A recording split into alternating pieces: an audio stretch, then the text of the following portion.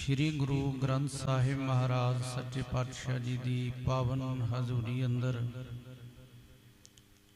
सुभाएमान गुरु प्यारी गुरु सवारी साध संगत जीओ, सतगुरु जी की कनेरी नज़र का सदका असो महीने की संगरांद के दिहाड़े सजे विशेष दीवान की हाजरी भरदियां शहीदां दे अस्थान ते सतगुरु धन श्री गुरु ग्रंथ साहिब महाराज जी की पावन हजूरी अंदर जुड़ बैठ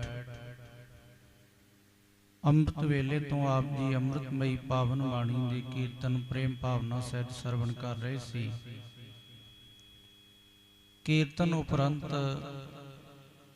बाणी के बोहित शहीदां दे सरताज धन धन श्री गुरु अर्जन देव जी महाराज तिन्हां दे पावन मुखारबिंद तो उचारण की हुई अमृतमयी पावन बाणी 12 महामाज जिस विचों पावन उपदेश सत्कारयोग भाई साहब जी दे कोलों आप जी ने प्रेम भावना सहित सरवण किया है।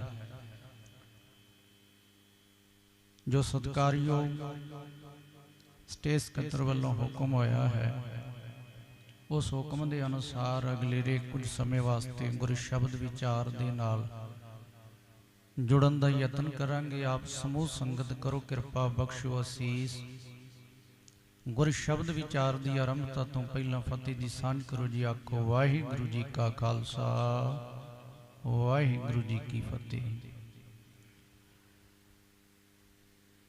असुन प्रेम उमाहड़ा क्यों मिलिए हर जाए, मन तन प्यास दर्शन घनी कोई आन मिलावे माए। रब्बी बाणी धन श्री गुरु ग्रंथ साहिब जी दे अंदर सद संगत 2 माह दे असीं तुसीं दर्शन करदे हां। एक 12 माह धन श्री गुरु नानक देव पातशाह महाराज जी द्वारा उचारण किया होया। दूजी पावन बाणी सतगुरु गुरु अर्जन देव पातशाह महाराज जी की उचारण की हुई, जिस विच सतगुरु गुरु अर्जन देव पातशाह महाराज जी ने रहमत कर बाहर दे बदलते हुए मौसम की उदाहरण दे के रब्बी याद विच जुड़दियां आत्मिक तौर ते बदलण वालियां जिहड़ियां अवस्थावां ने उन्हां अवस्थावां दा जिक्र किया और सच दा उपदेश दे सतगुरु महाराज जी ने साडा मार्गदर्शन किया है। अज दे जो पवित्र वचन अंदर सतगुरु गुरु अर्जन देव पातशाह महाराज जी ने रहमत की। धर्म के राह उत्ते तुरदियां धर्मी मार्ग के बंधी बन के रब्बी प्यारे दे जीवन विच एक अवस्था इदां दी आउंदी है जिस अवस्था विच अपने प्यारे दी दीदार दी तांग नूं लैके एक प्रेम का उछाला अंदर आउंदा है और उस प्रेम के उछाले नूं लैके रब्बी प्यारे दे अंदर एक खिच पैदा होंदी है कि मैनू कोई भी रब दा प्यारा मैनू मेरे प्यारे प्रीतम दे नाल मिलावे। जिवें असीं तुसीं साध संगत सतगुरु महाराज जी की पावन हजूरी दे विच नतमस्तक होके सतगुरु जी की हजूरी अंदर सुभाईमान होए आ। जिन्ने भी असीं तुसीं संगती रूप विच साहिब दे दरबार विच आए बाहर तो लैके आउणा सतगुरु जी के चरनां ते नतमस्तक होना मत्था टेक संगती रूप विच सुभाईमान हो जाना प्रसाद लैना वापस जाना लगभग साडा तुहाडा सारिआं दा जिहड़ा ये बाहरी भौतिक क्रिया इक्को जिही है। पर जो जो साडे अंदर दी हालत है मन की अवस्था है वो सारी संगत की साध संगत इक्को जी नहीं होंदी। बाहरी ढंग तरीका लगभग साडा तुहाडा सारिआं दा मेल खांदा है, लेकिन अंदर दी अवस्था सारी संगत दी एक जी नहीं है। कोई पहले पड़ाव ते हो सकता है, कोई दूजे कोई तीजे ते कोई रब्बी प्यारा इदां दा भी हो सकता है जिहड़ी अवस्था का जिक्र अज सतगुरु महाराज जी ने पावन बाणी दे अज दे पावन वचन विच कीता है। ये अवस्था जिन्हां जिन्हां रब्बे प्यारियां दी बनी ਬਾਣੀ ਰੂਪ ਵਿੱਚ ਸਤਿਗੁਰੂ ਜੀ ਨੇ ਉਹਨਾਂ ਦਾ ਜ਼ਿਕਰ ਵੀ ਕੀਤਾ। ਇਤਿਹਾਸ ਦੇ ਪਹਿਲੇ ਪੱਤਰਿਆਂ ਤੇ ਉਹਨਾਂ ਰੱਬੀ ਪਿਆਰਿਆਂ ਦਾ ਜ਼ਿਕਰ ਵੀ ਆਉਂਦਾ ਹੈ ਕਿ ਮਾਲਕ ਦੀ ਮਿਹਰ ਦਾ ਸਦਕਾ, ਪਰਮੇਸ਼ਰ ਦੀ ਰਹਿਮਤ ਦਾ ਸਦਕਾ ਅਵਸਥਾ ਬਣਦੀ ਤਾਂ ਕਿਸੇ ਵਿਰਲੇ ਦੀ ਆਏ, ਪਰ ਜਦੋਂ ਕਿਸੇ ਦੀ ਬਣਦੀ ਹੈ ਨਾ, ਫਿਰ ਆਪਣੇ ਪਿਆਰੇ ਪ੍ਰੀਤਮ ਦੇ ਦੀਦਾਰ ਤੋਂ ਬਿਨਾਂ ਰਹਿ ਨਹੀਂ ਹੁੰਦਾ। ਔਰ ਉਸ ਪ੍ਰੇਮ ਦੇ ਉਛਾਲੇ ਦੇ ਵਿੱਚੋਂ ਇਹ ਇੱਕ ਅੰਦਰੋਂ ਹੂਕ ਨਿਕਲਦੀ ਹੈ, ਜਦੋਂ ਅੰਤਾਂ ਦੀ ਪਿਆਸ ਅੰਦਰ ਲੱਗਦੀ ਹੈ ਆਪਣੇ ਪਿਆਰੇ ਦੇ ਦੀਦਾਰ ਦੀ, ਤੇ ਉਸ ਪਿਆਰੇ ਦੇ ਦੀਦਾਰ ਦੀ ਪਿਆਸ ਨੂੰ ਪੂਰੀਆਂ ਕਰਨ ਵਾਸਤੇ ਅੰਦਰੋਂ ਇਹ ਹੂਕ ਨਿਕਲੇ ਵੀ ਕੋਈ ਰੱਬ ਦਾ ਪਿਆਰਾ ਮੈਨੂੰ ਮਿਲੇ ਜਿਹੜਾ ਮੈਨੂੰ ਪਿਆਰੇ ਪ੍ਰੀਤਮ ਦੇ ਨਾਲ ਮਿਲਾ ਦੇਵੇ। ਸਤ ਸੰਗਤ, ਜਿੱਥੋਂ ਤੱਕ ਰੱਬੀ ਬਾਣੀ ਦੇ ਵਿੱਚ ਸਤਿਗੁਰਾਂ ਨੇ ਪ੍ਰੇਮ ਦੀ ਅਵਸਥਾ ਦਾ ਜ਼ਿਕਰ ਕੀਤਾ, ਧਰਮ ਦਾ ਰਾਹ ਵੈਸੇ ਹੈ ਹੀ ਪ੍ਰੇਮ ਦਾ ਰਾਹ ਹੈ। ਗੁਰੂ ਨਾਨਕ ਦੇ ਪਾਤਸ਼ਾਹ ਮਹਾਰਾਜ ਜੀ ਨੇ ਕਿਰਪਾ ਕਰ ਜਦੋਂ ਪ੍ਰੇਮ ਦੀ ਬਾਬਤ ਸਾਨੂੰ ਤੁਹਾਨੂੰ ਸਾਰਿਆਂ ਨੂੰ ਇਹ ਗੱਲ ਸਮਝਾਈ, ਉਹਨਾਂ ਨੇ ਸ਼ਬਦ ਇਹ ਵਰਤੇ ਨੇ, ਜਾਓ ਤੋ ਪ੍ਰੇਮ ਖੇਲਣ ਕਾ ਚਾਓ, ਸਿਰ ਧਰ ਤਲੀ ਗਲੀ ਮੇਰੀ ਆਓ, ਇਤ ਮਾਰਗ ਪੈਰ ਧਰੀਜੈ, ਸਿਰ ਦੀਜੈ ਕਾਣ ਨਾ ਕੀਜੈ। ਇਹ ਪ੍ਰੇਮ ਦੀ ਖੇਡ ਖੇਡਣ ਸੰਬੰਧੀ ਜਿਹੜੇ ਬਚਨ ਹਜ਼ੂਰ ਗੁਰੂ ਨਾਨਕ ਦੇ ਪਾਤਸ਼ਾਹ ਜੀ ਨੇ ਵਰਤੇ, ਕਹਿੰਦੇ ਇਹ ਪ੍ਰੇਮ ਅਸਲ ਵਿੱਚ ਕਿਸੇ ਮਜਬੂਰੀ ਦਾ ਨਾਂ ਨਹੀਂ ਹੈ। ਪ੍ਰੇਮ ਅਸਲ ਵਿੱਚ ਅੰਦਰ ਦੇ ਚਾਓ ਦਾ ਨਾਂ ਹੈ। ਅੰਦਰ ਚਾਓ ਹੋਵੇ ਗੁਰੂ ਦੇ ਲਈ, ਗੁਰੂ ਦਾ ਦੀਦਾਰ, ਗੁਰੂ ਦੇ ਮਿਲਾਪ ਦਾ, ਅੰਦਰ ਚਾਓ ਹੋਵੇ ਪਰਮੇਸ਼ਰ ਦੇ ਦੀਦਾਰ ਦਾ, ਪਰਮੇਸ਼ਰ ਦੇ ਮਿਲਾਪ ਦਾ। ਜੇ ਅਸੀਂ ਕਹੀਏ ਕਿ ਮਜਬੂਰੀ ਦੇ ਵਿੱਚ ਪ੍ਰੇਮ ਨੂੰ ਕਮਾਇਆ ਜਾ ਸਕਦਾ ਹੈ, ਮੇਰੇ ਸਾਹਿਬ ਨੇ ਇਸ ਗੱਲ ਦਾ ਨਿਰਣਾ ਦਿੱਤਾ ਕਿ ਨਹੀਂ, ਜਦੋਂ ਅਸੀਂ ਮਜਬੂਰੀ ਦੇ ਵਿੱਚ ਕੁਝ ਕਰਾਂਗੇ ਨਾ, ਬੱਧਾ ਚੱਟੀ ਜਿਹਨੂੰ ਆਖਦੇ ਆ, ਉਹ ਪ੍ਰੇਮ ਦੀ ਅਵਸਥਾ ਨਹੀਂ। ਉਹ ਮਜਬੂਰੀ ਤਾਂ ਹੋ ਸਕਦੀ ਹੈ, ਬੱਧਾ ਚੱਟੀ ਤਾਂ ਹੋ ਸਕਦੀ ਹੈ, ਲੇਕਿਨ ਉਹ ਪ੍ਰੇਮ ਦੀ ਅਵਸਥਾ ਨਹੀਂ ਹੈ। ਉਸ ਕਿਰਿਆ ਦੇ, ਉਸ ਮਜਬੂਰੀ ਦੇ ਵਿੱਚ ਕੀਤਾ ਹੋਇਆ ਕੋਈ ਵੀ ਧਰਮ ਦਾ ਅਸੀਂ ਕਰਮ ਕਰੀਏ, ਸਤ ਸੰਗਤ ਤੋਂ ਸਾਡਾ ਕੀਤਾ ਹੋਇਆ ਕਰਮ ਨਾ ਸਾਡਾ ਕੁਝ ਸਵਾਰ ਸਕਦਾ, ਨਾ ਕਿਸੇ ਹੋਰ ਦਾ ਕੁਝ ਸਵਾਰ ਸਕਦਾ ਹੈ। ਬਾਣੀ ਦੇ ਬਚਨ ਨੇ ਕਿ ਬੱਧਾ ਚੱਟੀ ਜੋ ਭਰੇ, ਨਾ ਗੁਣ ਨਾ ਉਪਕਾਰ, ਸੇਤੀ ਖੁਸ਼ੀ ਸਵਾਰੀ ਹੈ ਨਾਨਕ ਕਾਰਜ ਸਵਾਰ। ਸੋ ਇਹ ਕਿੰਨਾ ਕੁ ਜ਼ਰੂਰੀ ਹੈ ਪ੍ਰੇਮ ਇੱਕ ਧਰਮ ਦੇ ਰਾਹ ਉੱਤੇ ਤੁਰਨ ਵਾਲੇ ਧਰਮੀ ਦੇ ਜੀਵਨ ਵਿੱਚ ਹੋਣਾ। ਬਾਣੀ ਅੰਦਰ ਇੱਕ ਹਜ਼ੂਰ ਦਾ ਪਵਿੱਤਰ ਸ਼ਲੋਕ ਆਇਆ, ਸਾਹਿਬ ਨੇ ਜਿਸ ਸ਼ਲੋਕ ਵਿੱਚ ਬਹੁਤ ਸਾਰੇ ਜਿਹੜੇ ਬਾਹਰੀ ਗੁਣ ਨੇ ਜੀਵਨ ਵਿੱਚ ਹੋਣੇ, ਜਿਨ੍ਹਾਂ ਦਾ ਹੋਣਾ ਵੀ ਜ਼ਰੂਰੀ ਹੈ, ਪਰ ਉਹਨਾਂ ਗੁਣਾਂ ਦੇ ਹੁੰਦਿਆਂ ਜੇ ਨਾਲ ਰੱਬੀ ਪਿਆਰ, ਗੁਰੂ ਦੇ ਲਈ ਪਿਆਰ ਜੀਵਨ ਵਿੱਚ ਨਹੀਂ ਹੈ, ਤੇ ਗੁਰੂ ਸਾਹਿਬ ਦੇ ਪਵਿੱਤਰ ਬਚਨ ਨੇ ਵੀ ਉਹਨਾਂ ਗੁਣਾਂ ਦਾ ਵੀ ਕੌਡੀ ਮੁੱਲ ਨਹੀਂ ਹੈ ਮੇਰੀਆਂ ਨਜ਼ਰਾਂ ਦੇ ਵਿੱਚ। ਪਵਿੱਤਰ ਸ਼ਲੋਕ ਆਪ ਜੀ ਪੜ੍ਹਦੇ ਸੁਣਦੇ ਹੋ ਵੀ ਅਤ ਸੁੰਦਰ ਕੁਲੀਨ ਚਤੁਰ ਮੁਖ ਗਿਆਨੀ ਧਨਵੰਤ, ਮਿਰਤਕ ਕਹੀਐ ਨਾਨਕਾ ਜੇ ਪ੍ਰੀਤ ਨਹੀਂ ਭਗਵੰਤ। ਇੱਕ ਜੀਵਨ ਹੈ ਜਿਹੜਾ ਅਸੀਂ ਸਾਹਾਂ ਦੇ ਆਧਾਰ ਤੇ ਸਰੀਰ ਦੇ ਤਲ ਤੇ ਸਾਧ ਸੰਗਤ ਜਿਉਂਦੇ ਆ, ਜਿਹੜਾ ਸਾਨੂੰ ਤੁਹਾਨੂੰ ਮਿਲਿਆ ਸਵਾਸਾਂ ਦੀ ਮੁੱਠ ਦੇ ਕੇ ਪ੍ਰਮਾਤਮਾ ਨੇ ਸਾਨੂੰ ਤੁਹਾਨੂੰ ਭੇਜਿਆ। ਦੂਜਾ ਜੀਵਨ ਹੈ ਜਿਹੜਾ ਆਤਮਿਕ ਜੀਵਨ ਹੈ। ਉਹ ਆਤਮਿਕ ਜੀਵਨ ਦਾ ਆਧਾਰ ਮੇਰੇ ਸਾਹਿਬ ਨੇ ਮੰਨਿਆ ਵੀ ਜੇ ਅੰਦਰ ਪਿਆਰ ਹੈ ਤੇ ਆਤਮਿਕ ਜੀਵਨ ਹੈ, ਜੇ ਪਿਆਰ ਨਹੀਂ, ਅੰਦਰ ਪਿਆਰੇ ਦੇ ਲਈ ਪ੍ਰੀਤ ਨਹੀਂ, ਅੰਦਰ ਦਾ ਸਨੇਹ ਨਹੀਂ, ਮੇਰੀਆਂ ਨਜ਼ਰਾਂ ਵਿੱਚ ਕਹਿੰਦੇ ਉਹ ਜਿਉਂਦਾ ਹੋਇਆ ਨਹੀਂ, ਕਹਿਣ ਲੱਗੇ ਉਹ ਆਤਮਿਕ ਮੌਤੇ ਮਰਿਆ ਹੋਇਆ ਹੈ। ਬਾਹਰੀ ਤੌਰ ਤੇ ਸੁੰਦਰਤਾ ਰੱਬ ਨੇ ਰਹਿਮਤ ਕੀਤੀ, ਅੰਤਾਂ ਦੀ ਦਿੱਤੀ ਹੋਵੇ, ਉੱਚੇ ਘਰਾਣੇ ਉੱਚੀ ਕੁਲ ਵਿੱਚ ਜਨਮ ਵੀ ਹੋਇਆ ਹੋਵੇ, ਕਿਸੇ ਪੱਖ ਤੋਂ ਕੋਈ ਵੀ ਘਾਟ ਨਾ ਹੋਵੇ, ਹਰ ਤਰ੍ਹਾਂ ਦਾ ਗਿਆਨ ਦੇ ਕੇ ਰੱਬ ਨੇ ਨਿਵਾਜਿਆ ਹੋਵੇ, ਅਮੀਰੀ ਦਾ ਕੋਈ ਵੀ ਟੋਟਾ ਨਾ ਹੋਵੇ, ਭਾਵ ਕਿ ਧਨ ਦਾ ਕੋਈ ਟੋਟਾ ਨਾ ਹੋਵੇ, ਅਮੀਰੀ ਜਿਹੜੀ ਹੈ ਅੰਤਾਂ ਦੀ ਹੋਵੇ, ਲੇਕਿਨ ਇਹ ਸਭ ਕੁਝ ਦੇ ਹੁੰਦਿਆਂ ਹੋਇਆਂ ਮੇਰੇ ਸਾਹਿਬ ਕਹਿੰਦੇ ਜੇ ਧਨ ਹੈ, ਅਮੀਰੀ ਹੈ, ਗਿਆਨ ਹੈ, ਬਾਹਰੀ ਪੱਖ ਹਰ ਪਾਸੇ ਤੋਂ ਜਿਹੜਾ ਹੈ ਤੇਰਾ ਮਜ਼ਬੂਤ ਹੋਵੇ, ਪਰ ਜੇ ਅੰਦਰ ਵਾਲਾ ਪਾਸਾ ਪ੍ਰੇਮ ਤੋਂ ਵੀ ਹੋਣਾ ਹੈ ਨਾ, ਤੇ ਕਹਿੰਦੇ ਫਿਰ ਮੇਰੀਆਂ ਨਜ਼ਰਾਂ ਦੇ ਵਿੱਚ ਉਹ ਜਿਉਂਦਾ ਨਹੀਂ, ਉਹ ਆਤਮਿਕ ਮੌਤੇ ਮਰਿਆ ਹੋਇਆ ਹੈ। ਬਾਣੀ ਦੇ ਬਚਨ ਨੇ ਅਤ ਸੁੰਦਰ ਕੁਲੀਨ ਚਤੁਰ ਮੁਖ ਗਿਆਨੀ ਧਨਵੰਤ, ਮਿਰਤਕ ਕਹੀਐ ਨਾਨਕਾ ਜੇ ਪ੍ਰੀਤ ਨਹੀਂ ਭਗਵੰਤ। ਸੋ ਜਿਹਦੇ ਦੇ ਉੱਤੇ ਮਾਲਕ ਦੀ ਮਿਹਰ ਹੋ ਜਾਏ, ਜਦੋਂ ਇਹ ਰੱਬੀ ਪਿਆਰ ਅੰਦਰ ਪੈਦਾ ਹੁੰਦਾ ਹੈ, ਪ੍ਰੇਮ ਦਾ ਇਹ ਉਛਾਲਾ ਜਦੋਂ ਅੰਦਰ ਉੱਠਦਾ ਹੈ, ਫਿਰ ਉਹ ਆਪਣੇ ਪਿਆਰੇ ਪ੍ਰੀਤਮ ਤੋਂ ਬਿਨਾਂ ਰਹਿ ਨਹੀਂ ਸਕਦਾ। ਇਸ ਪ੍ਰੇਮ ਦੇ ਉਛਾਲੇ ਨੂੰ ਸਮਝਾਉਂਦਿਆਂ ਸਤਿਗੁਰੂ ਜੀ ਨੇ ਬਾਣੀ ਰੂਪ ਦੇ ਵਿੱਚ ਪਵਿੱਤਰ ਬਚਨ ਉਚਾਰਨ ਕੀਤੇ ਨੇ। ਉਦਾਹਰਨ ਦਿੱਤੀ, ਜਿਵੇਂ ਇੱਕ ਮਛਲੀ ਪਾਣੀ ਦੇ ਨਾਲ ਪਿਆਰ ਕਰਦੀ ਹੈ ਤੇ ਪਾਣੀ ਤੋਂ ਬਿਨਾਂ ਮੱਛੀ ਨਹੀਂ ਨਾ ਰਹਿ ਸਕਦੀ, ਠੀਕ ਇਸੇ ਤਰ੍ਹਾਂ ਜਦੋਂ ਰੱਬ ਦੇ ਪਿਆਰੇ ਦੇ ਅੰਦਰ ਰੱਬੀ ਦੀਦਾਰ ਦੀ ਖਿੱਚ ਪੈਂਦੀ ਹੈ, ਉਹ ਰੱਬੀ ਦੀਦਾਰ ਤੋਂ ਬਿਨਾਂ ਨਹੀਂ ਰਹਿ ਸਕਦਾ। ਹਜ਼ੂਰ ਦੇ ਪਾਵਨ ਪਵਿੱਤਰ ਬਚਨ ਨੇ, ਜੋ ਮਛਲੀ ਵਿਣ ਪਾਣੀ ਹੈ ਕਿਉਂ ਜੀਵਨ ਪਾਵੈ, ਬੂੰਦ ਵਿਹੂਣਾ ਚਾਤ੍ਰਿਕੋ ਕਿਉਂ ਕਰ ਤ੍ਰਿਪਤਾਵੈ, ਨਾਦ ਕੁਰੰਕਿ ਬੇਦਿਆ ਸਨਮੁਖ ਉੱਠ ਧਾਵੈ, ਭਵਰ ਲੋਭੀ ਕੁਸੁਮ ਬਾਸ ਕਾ ਮਿਲ ਆਪ ਬੰਧਾਵੈ, ਤਿਉ ਸੰਤ ਜਨਾ ਹਰ ਪ੍ਰੀਤ ਹੈ ਦੇਖ ਦਰਸ਼ ਅਗਾਵੈ। ਰੱਬ ਦੇ ਪਿਆਰਿਆਂ ਦੇ ਅੰਦਰ ਇਦਾਂ ਖਿੱਚ ਪੈਦਾ ਹੁੰਦੀ ਹੈ ਜਿੱਦਾਂ ਇੱਕ ਮੱਛੀ ਦੇ ਅੰਦਰ ਪਾਣੀ ਦੀ ਖਿੱਚ ਹੈ, ਪਾਣੀ ਤੋਂ ਬਿਨਾਂ ਮੱਛੀ ਨਹੀਂ ਰਹਿ ਸਕਦੀ। ਰੱਬ ਦਾ ਪਿਆਰਾ ਰੱਬੀ ਦੀਦਾਰ ਤੋਂ ਬਿਨਾਂ, ਰੱਬੀ ਮਿਲਾਪ ਤੋਂ ਬਿਨਾਂ, ਗੁਰੂ ਮਿਲਾਪ ਤੋਂ ਬਿਨਾਂ ਉਹ ਰਹਿ ਨਹੀਂ ਸਕਦਾ। ਤੇ ਜਦੋਂ ਇਹ ਪਿਆਸ ਪੈਦਾ ਹੋਵੇ, ਹਜ਼ੂਰ ਕਹਿੰਦੇ ਅਸੁਨ ਪ੍ਰੇਮ ਉਮਹੜਾ, ਕਿਉਂ ਮਿਲੀਐ ਹਰ ਜਾਏ।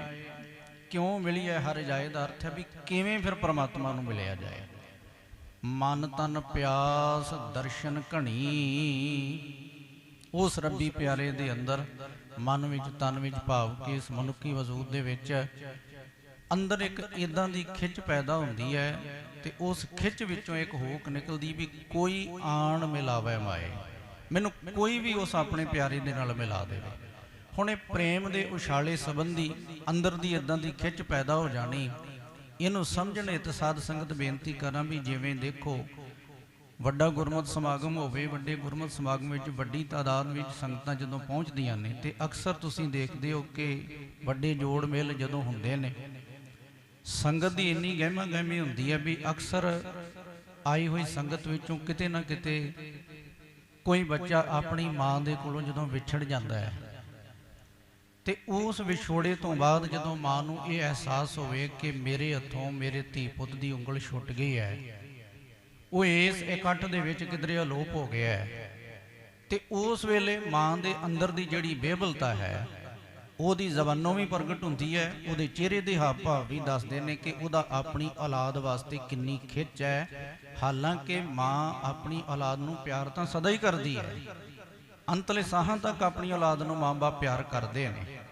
ਪਰ ਜਦੋਂ ਕਿਤੇ ਭਰਵੇਂ ਸੰਗਤ ਦੇ ਇਕੱਠ ਦੇ ਵਿੱਚ ਮਾਂ ਪੁੱਤ ਵਿਛੜ ਜਾਣ, ਮਾਂ ਧੀ ਵਿਛੜ ਜਾਣ ਤੇ ਮਾਂ ਦੇ ਕੋਲੋਂ ਜਦੋਂ ਔਲਾਦ ਵਿਛੜਦੀ ਹੈ ਨਾ, ਤੇ ਉਸ ਵੇਲੇ ਫਿਰ ਉਸ ਇਕੱਠ ਵਿੱਚ ਜਦੋਂ ਉਹ ਇਹ ਕਹਿੰਦੀ ਹੈ ਨਾ ਕਿ ਮੇਰੇ ਧੀ ਪੁੱਤ ਨੂੰ ਕਿਤੇ ਦੇਖਿਆ, ਆਪਣੇ ਧੀ ਪੁੱਤ ਦੇ ਚਿਹਰੇ, ਉਹਦੇ ਨਿਸ਼ਾਨ, ਉਹਦੀਆਂ ਨਿਸ਼ਾਨੀਆਂ, ਉਹਦੇ ਕੱਪੜਿਆਂ ਦਾ ਰੰਗ ਉਹ ਦੱਸਦੀ ਫਿਰਦੀ ਹੈ ਸਾਰੇ ਇਕੱਠ ਦੇ ਵਿੱਚ। ਤੇ ਜਦੋਂ ਉਹ ਦੱਸਦੀ ਹੈ ਨਾ, ਸਾਧ ਸੰਗਤ ਉਹ ਇਹ ਨਹੀਂ ਦੇਖਦੀ ਵੀ ਜਿਹਨੂੰ ਮੈਂ ਦੱਸ ਰਹੀ ਹਾਂ ਮੇਰਾ ਜਾਣਕਾਰ ਹੈ ਜਾਂ ਨਹੀਂ ਜਾਣਕਾਰ, ਕਿਉਂਕਿ ਉਹਦੇ ਅੰਦਰ ਦੀ ਇਹ ਖਿੱਚ ਕਿ ਮੈਨੂੰ ਕੋਈ ਮੇਰੇ ਧੀ ਪੁੱਤ ਨਾਲ ਮਿਲਾ ਦੇਵੇ, ਬਸ ਮੈਂ ਜਿਹਨੂੰ ਕਹਿ ਰਹੀ ਹਾਂ ਉਹ ਜਾਣਦਾ ਜਾਂ ਨਹੀਂ ਜਾਣਦਾ ਇਹਦੇ ਨਾਲ ਮੇਰਾ ਕੋਈ ਮਤਲਬ ਨਹੀਂ ਹੈ, ਮੈਨੂੰ ਤਾਂ ਕੋਈ ਮੇਰੇ ਧੀ ਪੁੱਤ ਨਾਲ ਮਿਲਾ ਦੇਵੇ। ਉਹ ਕਦੀ ਸੱਜੇ ਜਾਏ, ਕਦੀ ਖੱਬੇ ਜਾਏ, ਅੱਗੇ ਜਾਏ, ਪਿੱਛੇ ਜਾਏ, ਜਿੱਧਰ ਨੂੰ ਵੀ ਜਾਏਗੀ ਨਾ ਉਹ ਪੁੱਛਦੀ ਜਾਂਦੀ ਹੈ ਮੇਰੇ ਪੁੱਤ ਨੂੰ, ਮੇਰੀ ਧੀ ਨੂੰ ਕਿਸੇ ਨੇ ਦੇਖਿਆ। ਤੇ ਜਦੋਂ ਕਿਤੇ ਰਹਿਮਤ ਵਰਤੇ ਫਿਰ ਕੋਈ ਸੱਜਣ ਉਹਦੀ ਔਲਾਦ ਨੂੰ ਮਾਂ ਦੇ ਨਾਲ ਮਿਲਾ ਦਿੰਦਾ ਹੈ। ਹੁਣ ਉਸ ਵੇਲੇ ਮਾਂ ਦਾ ਆਪਣੇ ਧੀ ਪੁੱਤ ਲਈ ਜਿਹੜਾ ਉਮੜਿਆ ਹੋਇਆ ਪਿਆਰ ਹੈ ਨਾ, ਉਹ ਦੇਖਣ ਵਾਲਾ ਹੁੰਦਾ ਹੈ। ਮਾਂ ਆਪਣੇ ਧੀ ਪੁੱਤ ਨੂੰ ਗਲਵਕੜੀ ਵਿੱਚ ਲੈ ਕੇ ਕਦੀ ਉਹਦਾ ਹੱਥ ਚੁੰਮਦੀ, ਕਦੀ ਉਹਦਾ ਮੱਥਾ ਚੁੰਮਦੀ, ਕਦੀ ਉਹਨੂੰ ਗਲਵਕੜੀ ਦੇ ਵਿੱਚ ਲੈਂਦੀ ਹੈ। ਹਾਲਾਂਕਿ ਉਹ ਇਕੱਠੇ ਘਰ ਦੇ ਵਿੱਚੋਂ ਆਏ ਹੋਣਗੇ, ਉਸ ਮਾਂ ਦੀਆਂ ਨਜ਼ਰਾਂ ਦੇ ਵਿੱਚ ਹੀ ਉਹਦੀ ਸਾਰੀ ਪਰਵਰਿਸ਼ ਹੋਈ ਹੈ, ਪਰ ਉਸ ਵੇਲੇ ਜਿਹੜਾ ਮਾਂ ਦੇ ਵੱਲੋਂ ਆਪਣੇ ਧੀ ਪੁੱਤ ਲਈ ਪਿਆਰ ਦਿਖਾਇਆ ਜਾਂਦਾ ਹੈ ਨਾ, ਅਸਲ ਵਿੱਚ ਉਹ ਹੈ ਅੰਦਰ ਦਾ ਉਛਾਲ ਕਿ ਜਿਹੜਾ ਉਸ ਮਿਲਾਪ ਤੋਂ ਬਾਅਦ, ਵਿਛੋੜੇ ਤੋਂ ਬਾਅਦ ਮਿਲਾਪ ਹੋਇਆ, ਉਸ ਮਿਲਾਪ ਦੇ ਵਿੱਚ ਫਿਰ ਜਿਹੜਾ ਅੰਦਰ ਨੂੰ ਇੱਕ ਖੁਸ਼ੀ ਦਾ ਅਹਿਸਾਸ ਹੋਇਆ ਨਾ, ਇਦਾਂ ਦਾ ਅਹਿਸਾਸ ਇੱਕ ਰੱਬੀ ਪਿਆਰੇ ਨੂੰ ਰੱਬੀ ਦੀਦਾਰ ਤੋਂ ਬਾਅਦ ਹੁੰਦਾ ਹੈ। ਪਰ ਉਸ ਮਿਲਾਪ ਤੋਂ ਪਹਿਲਾਂ ਜਿਹੜੀ ਇੱਕ ਮਾਂ ਦੇ ਅੰਦਰ ਦੀ ਖਿੱਚ ਹੈ, ਅੰਦਰ ਦੀ ਜਿਹੜੀ ਬੇਬਲਤਾ ਹੈ, ਉਹ ਉੱਚੀ ਉੱਚੀ ਉਹ ਪੁਕਾਰਾਂ ਕਰਦੀ ਹੈ ਵੀ ਮੈਨੂੰ ਮੇਰੇ ਧੀ ਨਾਲ, ਮੇਰੇ ਪੁੱਤ ਦੇ ਨਾਲ ਕੋਈ ਮਿਲਾ ਦੇਵੇ, ਬਸ ਉਹ ਇਹ ਆਵਾਜ਼ਾਂ ਦਿੰਦੀ ਹੈ। ਇਦਾਂ ਸਤਿਗੁਰੂ ਜੀ ਨੇ ਬਾਣੀ ਅੰਦਰ ਬਚਨ ਕੀਤੇ ਨੇ ਕਿ ਰੱਬੀ ਪਿਆਰੇ ਉਹਨਾਂ ਦੇ ਅੰਦਰ ਦੀ ਵੀ ਇੱਕ ਤਾਂਘ ਹੁੰਦੀ ਹੈ। ਅਰਦਾਸ ਰੂਪ ਵਿੱਚ ਸਤਿਗੁਰੂ ਗੁਰੂ ਅਰਜਨ ਦੇਵ ਪਾਤਸ਼ਾਹ ਮਹਾਰਾਜ ਜੀ ਦਾ ਉਚਾਰਨ ਕੀਤਾ ਇੱਕ ਪਵਿੱਤਰ ਬਚਨ ਆਪ ਜੀ ਬਾਣੀ ਰੂਪ ਵਿੱਚ ਹੁਕਮ ਰੂਪ ਦੇ ਅੰਦਰ ਸਰਵਣ ਵੀ ਕਰਦੇ ਹੋ, ਜਿੱਥੇ ਸਤਿਗੁਰੂ ਜੀ ਨੇ ਇਹ ਸ਼ਬਦ ਵਰਤੇ ਨੇ ਵੀ ਕੋਈ ਜਨ ਹਰ ਸਿਉ ਦੇਵੈ ਜੋਰ, ਚਰਨ ਗਹੋਂ ਬਕੋਂ ਸ਼ੁਭ ਰਸਨਾ, ਦੀਜਹਿ ਪ੍ਰਾਨ ਅਗੋਰ।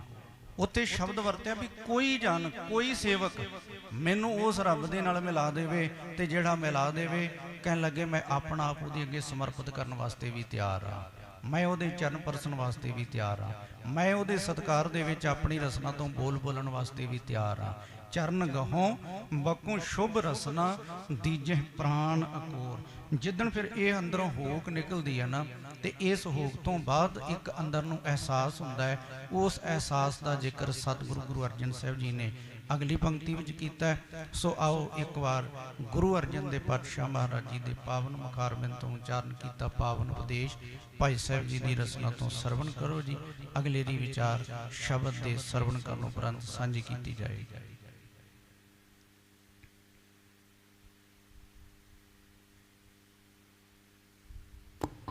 ਸਤਨਾਮ ਸ੍ਰੀ ਵਾਹਿਗੁਰੂ ਸਾਹਿਬ ਜੀ। ਸਤਨਾਮ ਸ੍ਰੀ ਵਾਹਿਗੁਰੂ ਸਾਹਿਬ ਜੀ। ਅਸਨ ਪ੍ਰੇਮ ਉਮਾਹੜਾ, ਕਿਆ ਮਿਲਿਆ ਹਰ ਜਾਏ। ਮਨ ਤਨ ਪਿਆਸ ਦਰਸ਼ਨ ਘਣੀ,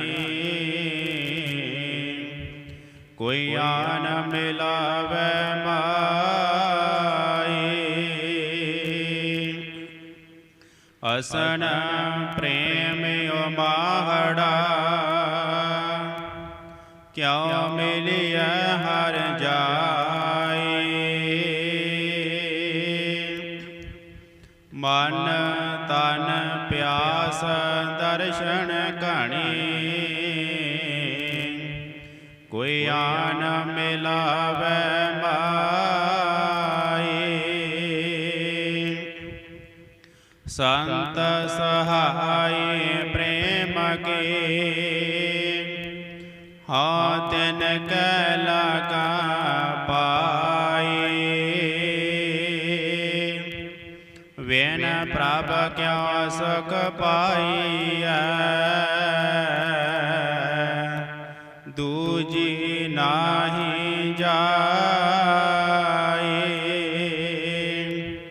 ਜਿਨੇ ਚਾਖਿਆ ਪ੍ਰੇਮ ਰਸ, ਸੇ ਤ੍ਰਿਪਤ ਰਹੇ ਆਕਾਈ। ਆਪ ਤਿਆਗ ਬਿਨਤੀ ਕਰਹਿ, ਲੇਹੁ ਪ੍ਰਭੂ ਲੜ ਲਾਏ। ਜੋ ਹਰ ਕੰਤ ਮਿਲਾਈਆ, ਸੇ ਵਿਛੜ ਕਤਹਿ ਨਾ ਜਾਏ। ਪ੍ਰਭ ਬਿਨ ਦੂਜਾ ਕੋ ਨਹੀਂ, ਨਾਨਕ ਹਰ ਸਰਨਾਏ। ਅਸੂ ਸੁਖੀ ਵਸੰਦੀਆਂ,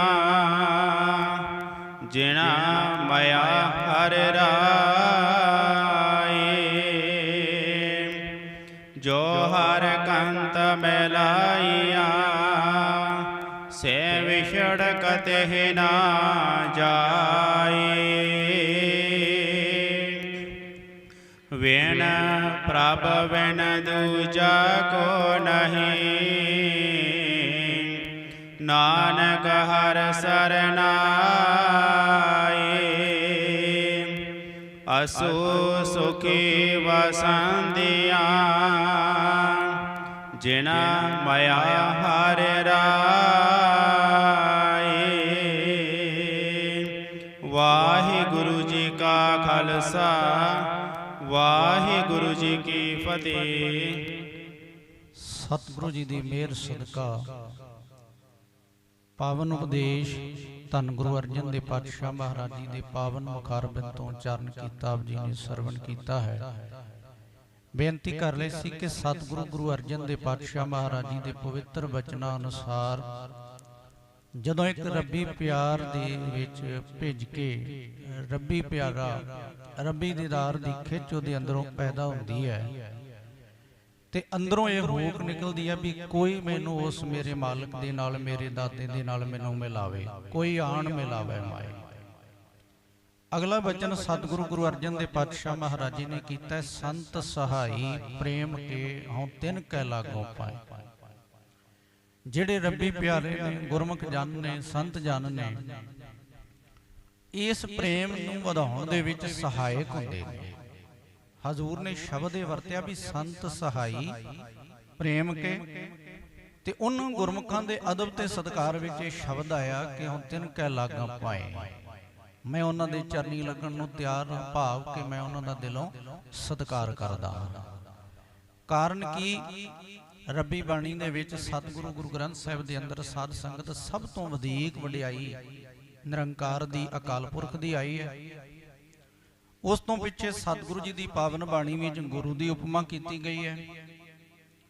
ਗੁਰੂ ਤੋਂ ਬਾਅਦ ਫਿਰ ਗੁਰੂ ਪਿਆਰਿਆਂ ਦੀ ਉਪਮਾ ਰੱਬੀ ਬਾਣੀ ਦੇ ਵਿੱਚੋਂ ਅਸੀਂ ਦਰਸ਼ਨ ਕਰਦੇ ਹਾਂ।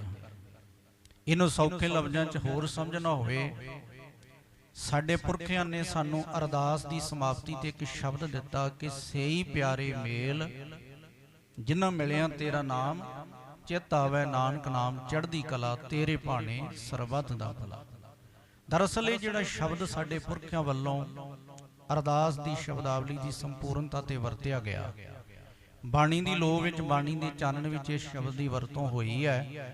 ਕਿਉਂਕਿ ਗੁਰਬਾਣੀ ਦੇ ਅਨੁਸਾਰ ਸਾਡਾ ਮਨ ਜਿਹੜਾ ਹੈ ਸੰਗਤ ਦਾ ਪ੍ਰਭਾਵ ਕਬੂਲਦਾ ਹੈ। ਚੰਗਿਆਂ ਦੀ ਸੰਗਤ ਕਰੇ ਇਹ ਚੰਗੇ ਪਾਸੇ ਤੁਰੇਗਾ, ਮਾੜਿਆਂ ਦੀ ਸੰਗਤ ਕਰ ਲਈ ਇਹ ਮਾੜੇ ਪਾਸੇ ਵੀ ਤੁਰਦਾ ਹੈ।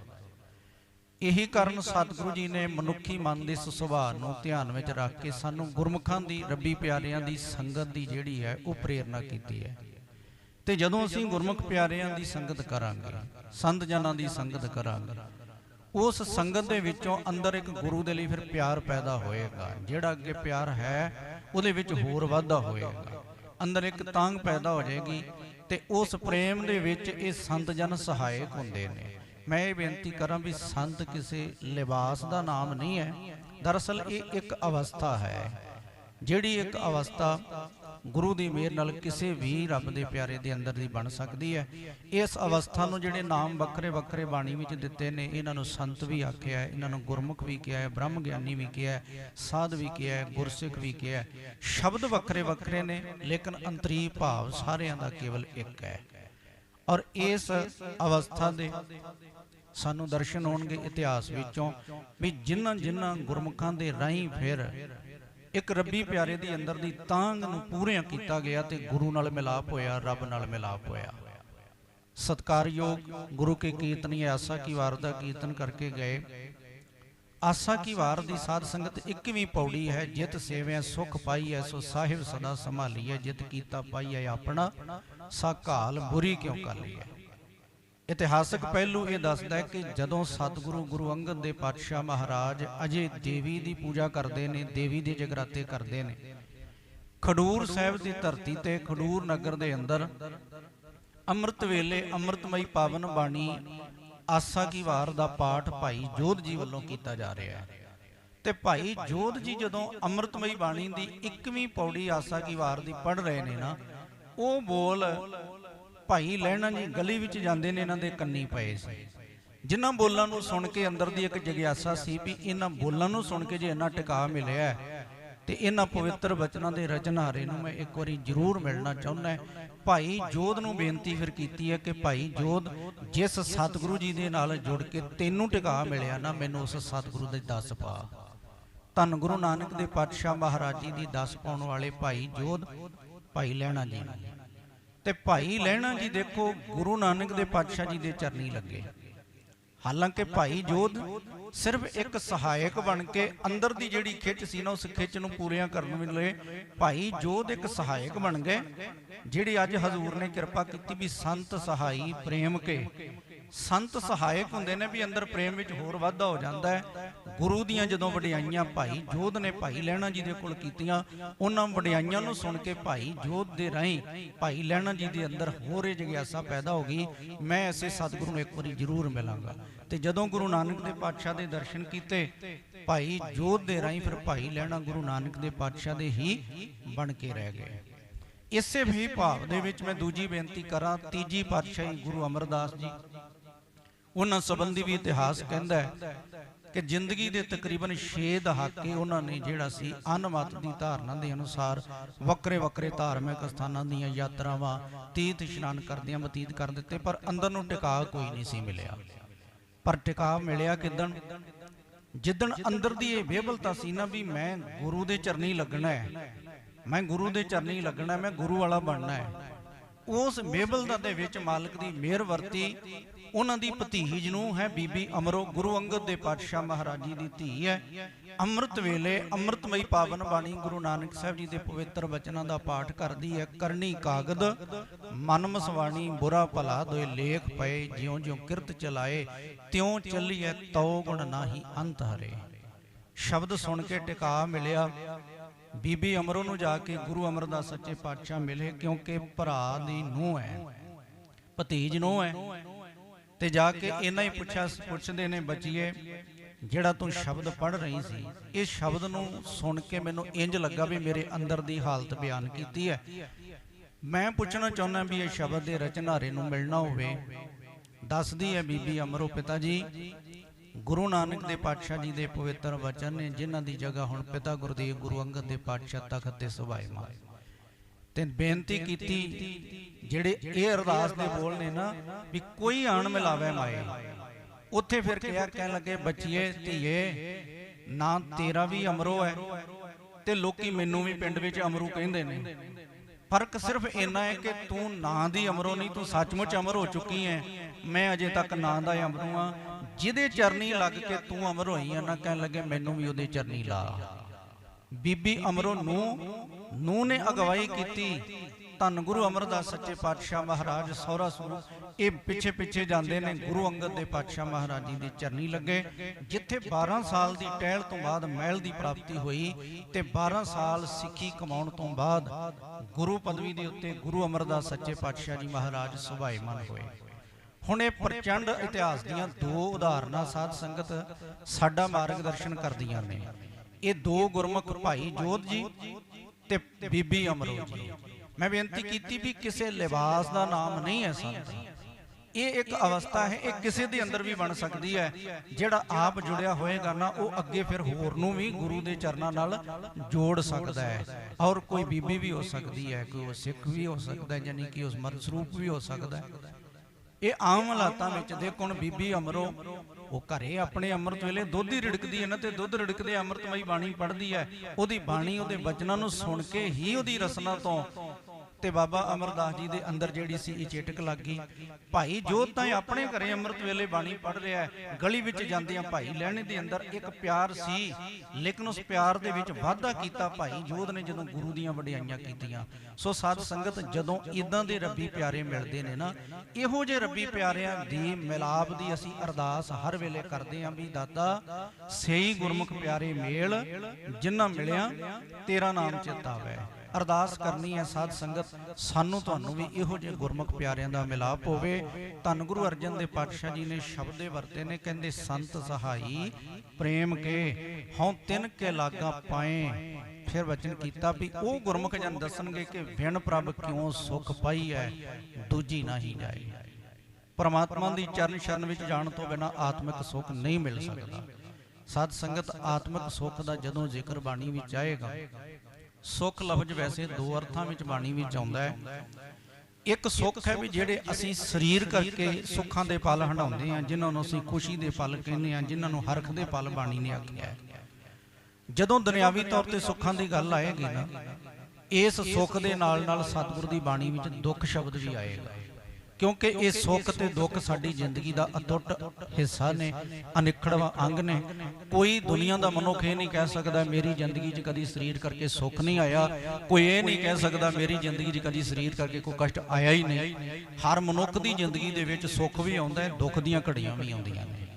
रब्बी बाणी धन गुरु नानक देव पातशाह महाराज जी ने इस नुकते नूं जदों स्पष्ट किया, हजूर दी पवित्र रसना तो उचारण किया पावन उपदेश आप जी सरवण करदे हो कि सुख दुख दोए दर कपड़े पहरे जाए मनुख। उदाहरण दे के गुरु नानक देव पातशाह जी ने इस सिद्धांत नूं समझाया है। जिवें असीं पंज भूतक शरीर दे उत्ते सभ्यक समाज दे विच विचरण वास्ते असीं वेश भूषा असीं कोई ना कोई लिबास कपड़ा पहनदे ही ना, ते जदों अपने तन ते पहनिया होया वस्त्र साडे शरीर विचों निकलण वाली पसीने दे रूप विच गंदगी दे नाल जदों मलीन हो जाता है, मैला हो जाता है, असीं रोजाना इशनान पान करके वस्त्र बदल लैंदे आ, एक उतारिया दूजा पहन लिया, एक उतारिया दूजा पहन लिया। इसे तरह सतगुरु गुरु नानक देव पातशाह जी ने उदाहरण दे के समझाया भी सुख ते दुख भी साडी जिंदगी दे दो कपड़े ही ने। कदी दुख दियां घड़ियां कदी सुख दियां घड़ियां। ये शरीर करके इस संसार दे अंदर हर मनुख दी जिंदगी विच हर तरह के पल आउंदे ने, सदा सुख नहीं रहिंदा, सदा दुख नहीं रहिंदा। उस तो अगे बाणी विच एक शब्द सुख वरत्या, जिहड़ा सुख है आत्मिक सुख, जिन्हों महासुख भी आख्या, जिन्हों सदीवी सुख भी आख्या। और उस सुख दे विच जिन्हों आनंद की अवस्था, जिन्हों सदा विकास की अवस्था क्या है, एक अवस्था है और ये निरंकार की याद तो बिना नहीं मिल सकती। रब्बी बाणी दे विच जिहड़ा वचन अज आया कि बिन प्रभ क्यों सुख पाई है दूजी ना ही जाए, होर कोई जगह ही नहीं है जिहदे नाल तुसीं जुड़ के इस आत्मिक सुख नूं हासिल कर सको। ते जिन्हां नूं ये आत्मिक सुख मिलिया, साध संगत ये हकीकत है, बाहर दे हालात जिद्दां दे भी होण, जिद्दण आत्मिक सुख कोल आ जाए ना, जिद्दण मालिक दी मेहर नाल ये अवस्था अंदर बन जाए, बाहर दे हालात भी अंदर दी जिहड़ी है ना वो अंदर नूं डला नहीं सकते। आम मनुख दी जिंदगी विच जदों बाहर हालात वापरदे ने, साडी हालत जिहड़ी वो बदल जाती है। अंदर दी हालत जदों बदलती है, सत्कारयोग भगत रविदास जी ने बाणी विच एक वचन उचारण किया, माटी को पूतरा कैसे नचत है, देखे देखे सुने बोले दौड़ियो फिरत है, जब कछ पावे तब गर्भ करत है, माया गई तब रोवन लगत है। आम मनुख की हालत यह होंदी है भी 4 टके आ गए साडे चेहरे तो खुशी झलकदी है, ते जिदन घाटा हो पै जाए, जिदन कोई नुकसान हो जाए, उदन सच है भी साडे चेहरे ते हाव भाव दसदे ने कोई बड़ा नुकसान हो गया है। घर विच खुशी की खबर आवे, साडे चेहरे तो पता लगदा भी कोई खुशी की खबर घर विच आई है, ते जिदन कोई दुखदायक खबर किसी दे चलाने की खबर आ जाए, साडे चेहरे ते बदले हुए हाव भाव दसदे ने भी अज कोई जिहड़ा है ना वो खुशी वाली खबर घर विच नहीं है, अज कोई दुखदायक खबर का सामना करना पिया है। मैं बेनती करा भी ये आम मनुख की हालत है भी जे दुख आवे दुख विच घबरा जाता है, खुशी आवे खुशी दे विच कीवा हो जाता है। पर मैं बेनती करा जिन्हों कोल आत्मिक विकास आत्मिक सुख होवे ना, जिहड़ा निरंकार की याद विचों मिलता है, बाहर दे हालात किद्दां दे भी होण पर उहदे अंदर की हालत जिहड़ी है ना वो कदी बदलदी नहीं। जिवें कि उदाहरण के तौर पर मीरी पीरी दे मालक छेवें पातशाह धन गुरु हरगोबिंद साहिब महाराज जी का जीवन इतिहास साडे सामने, दुखदायक खबरां सतगुरु साहिबान नूं भी जीवन दे विच सुणनियां पईयां। जवान पुत्तां दी मौत गुरु हरगोबिंद साहिब महाराज जी की जिहड़ी हुंदी है, बाबा अटल राय जी का चलाना, बाबा गुरदित्ता जी का चलाना, ते जिद्दण बाबा अटल राय जी के चलाने तो बाद संगतां गुरु हरगोबिंद साहिब दे कोल परचाउणी वास्ते आउंदियां ने। सतगुरां दे सांढू भाई साईं दास ने पूछया सी, सतगुरु जी तुहाडे चेहरे दे मैं हाव भाव बदलते हुए नहीं देख रहा, तुहानूं अपने जवान पुत की मौत दे जाण दा कोई दुख नहीं है?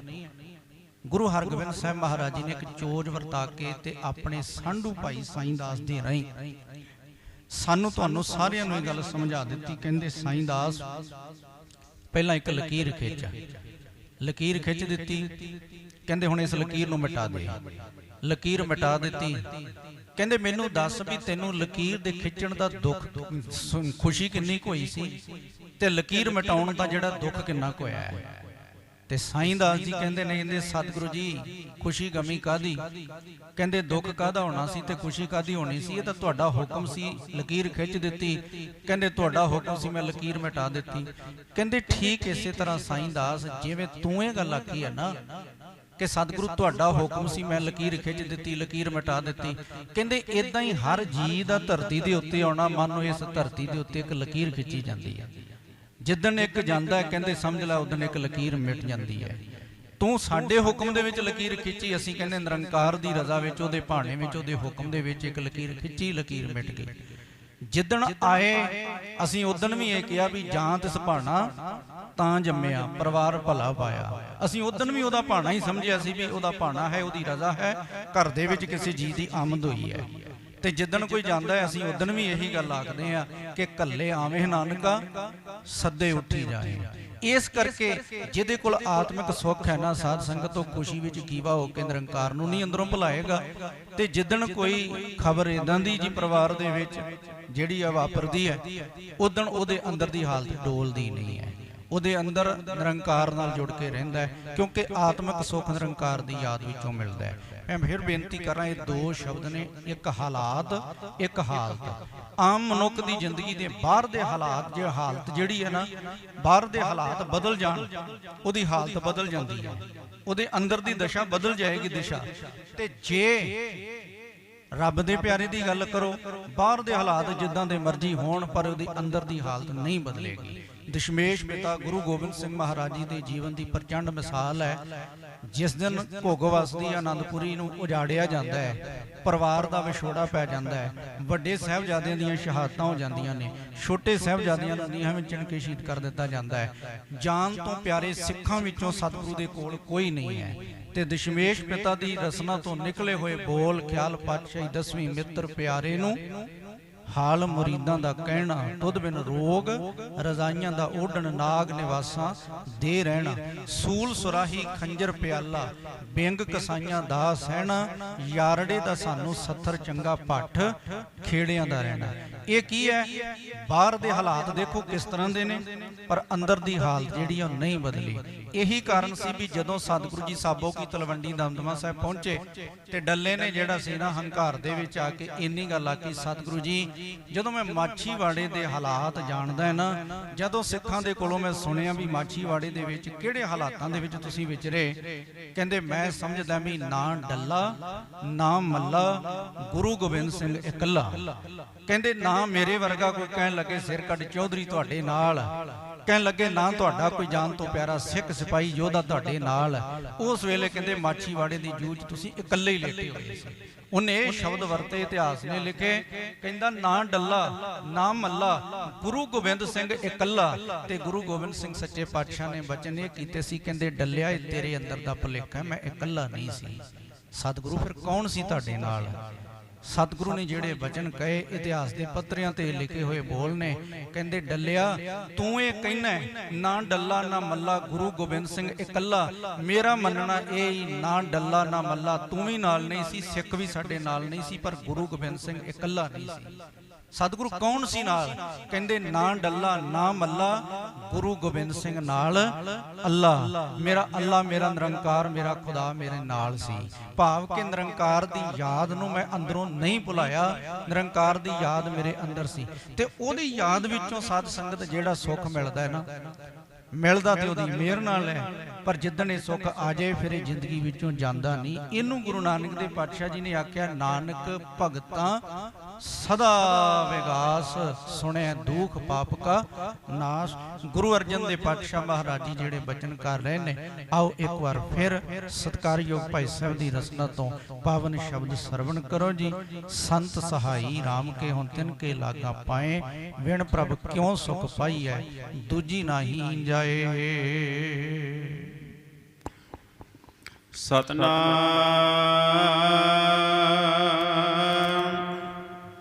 ਸ਼੍ਰੀ ਵਾਹਿਗੁਰੂ ਸਾਹਿਬ ਜੀ। ਅਸਣ ਪ੍ਰੇਮ ਉਮਾਹੜਾ, ਕਿਉ ਮਿਲਿਆ ਹਰ ਜਾਏ।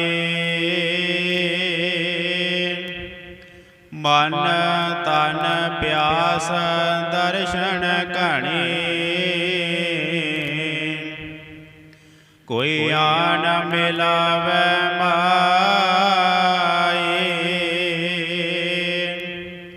ਅਸਨ ਪ੍ਰੇਮ ਉਮਾਹੜਾ ਕਿਉ ਮਿਲਿਆ ਹਰ ਜਾਏ ਮਨ ਤਨ ਪਿਆਸ ਦਰਸ਼ਨ ਘਣੇ ਕੋਈ ਆਨ ਮਿਲਾਵੇ ਮਾਏ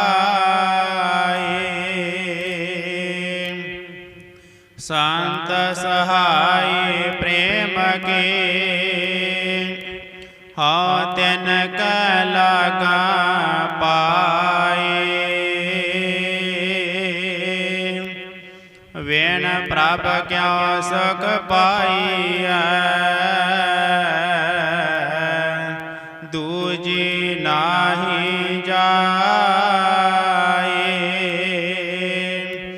ਜਿਨੇ ਚਾਖਿਆ ਪ੍ਰੇਮ ਰਸ ਸੇ ਤ੍ਰਿਪਤ ਰਹੇ ਆਗਾਏ ਆਪ ਤਿਆਗ ਬਿਨਤੇ ਕਰਹਿ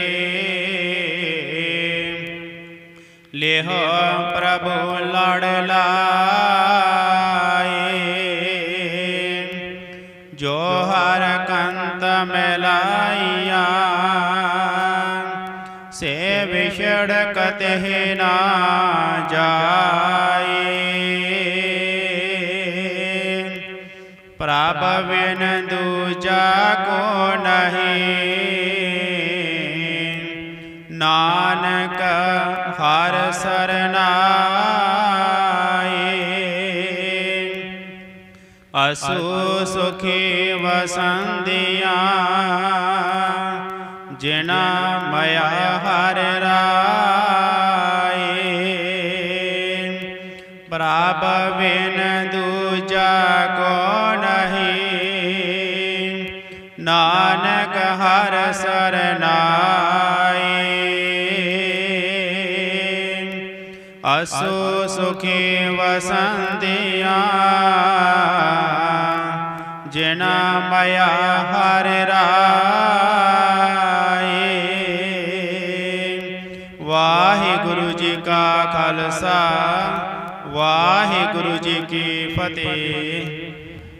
ਸਾਹਿਬ ਦੀ ਪਾਵਨ ਰਸਨਾ ਤੋਂ ਉਚਾਰਨ ਕੀਤਾ ਹੋਇਆ ਪਾਵਨ ਉਪਦੇਸ਼ ਆਪ ਜੀ ਨੇ ਫਿਰ ਤੋਂ ਸਤਿਕਾਰਯੋਗ ਭਾਈ ਸਾਹਿਬ ਜੀ ਦੇ ਪਾਸੋਂ ਸਰਵਣ ਕੀਤਾ। ਮੈਂ ਬੇਨਤੀ ਕਰ ਰਿਹਾ ਸੀ ਕਿ ਜਦੋਂ ਪਰਮੇਸ਼ਰ ਦੀ ਰਹਿਮਤ ਵਰਤਦੀ ਹੈ, ਗੁਰਮੁਖਾਂ ਦਾ ਮੇਲ ਹੁੰਦਾ ਹੈ, ਗੁਰਮੁਖਾਂ ਦੇ ਮੇਲ ਰਾਹੀਂ ਗੁਰੂ ਨਾਲ ਸੰਬੰਧ ਜੁੜਦਾ ਹੈ, ਗੁਰੂ ਦੀ ਰਾਹੀਂ ਨਿਰੰਕਾਰ ਨਾਲ ਜੁੜਦਾ ਹੈ।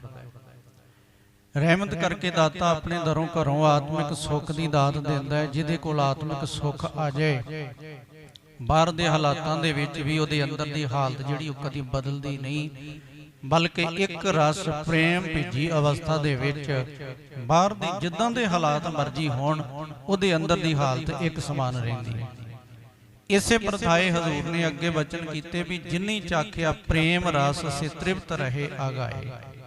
ਜਿਨ੍ਹਾਂ ਦੇ ਅੰਦਰ ਨੂੰ ਪ੍ਰੇਮ ਦਾ ਰਸ ਆਇਆ, ਭਾਵ ਜਿਨ੍ਹਾਂ ਨੂੰ ਆਨੰਦ ਦੀ ਅਵਸਥਾ ਪ੍ਰਾਪਤ ਹੋਈ, ਸੇ ਤ੍ਰਿਪਤ ਰਹੇ ਆਗਾਏ। ਤ੍ਰਿਪਤ ਦਾ ਅਰਥ ਹੁੰਦਾ ਹੈ ਤ੍ਰਿਪਤ ਹੋ ਜਾਣਾ, ਕਿਸੇ ਤਰ੍ਹਾਂ ਦੀ ਅੰਦਰ ਕੋਈ ਹੋਰ ਇੱਛਾ ਨਾ ਰਹਿਣੀ। ਆਗਾਏ ਦਾ ਅਰਥ ਹੁੰਦਾ ਰੱਜ ਜਾਣਾ। ਸਤ ਸੰਗਤ ਦੇ ਸ਼ਬਦ ਵੈਸੇ ਬੜੇ ਨੇੜੇ ਦੇ ਨੇ, ਪਰ ਥੋੜਾ ਜਿਹਾ ਫਰਕ ਹੈ ਤ੍ਰਿਪਤ ਰਹਿਣ ਵਿੱਚ ਤੇ ਆਗਾਏ ਦੇ ਵਿੱਚ। ਆਗਾਏ ਦਾ ਅਰਥ ਹੁੰਦਾ ਰੱਜ ਜਾਣਾ। ਜਿਵੇਂ ਅਸੀਂ ਕਿਸੇ ਚੀਜ਼ ਦੇ ਅੰਦਰ ਦੀ ਸਾਡੀ ਭੁੱਖ ਜਨਮ ਲਏ, ਅਸੀਂ ਕੋਈ ਪਦਾਰਥ ਉਸ ਭੁੱਖ ਦੀ ਤ੍ਰਿਪਤੀ ਵਾਸਤੇ ਛਕਦੇ ਹਾਂ, ਰੱਜ ਜਾਂਦੇ ਹਾਂ।